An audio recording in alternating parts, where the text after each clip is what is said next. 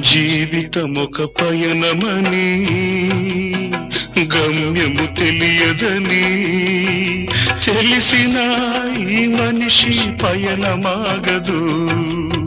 జననం ధర్మమని మరణం కర్మమని తెలిసిన జనన మరణ చక్రమాగదు. మరణం తథ్యమని ఏ జీవికి తప్పదని తెలిసిన ఈ మనిషి తపనాగదు.